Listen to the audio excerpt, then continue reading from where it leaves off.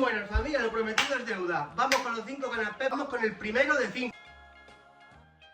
Comenzamos derritiendo la mantequilla con tinta de calamar y una cucharada de agua. Pintamos el pan por ambos lados y llevamos al horno. Ahora preparamos en un bol queso crema, tinta y un poquito de zumo de limón, un poquito de pimienta negra y mezclamos todo. Sacamos el pan, ponemos una capa de crema, colocamos la gamba, un poquito de cebollino y ahora solo queda emplatar. Y ya estaría. Iré subiendo uno cada día de la semana hasta llegar a Nochevieja.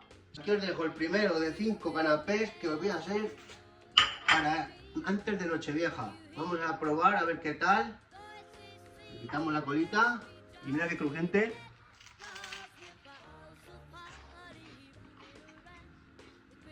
De locos. ¡Feliz Navidad!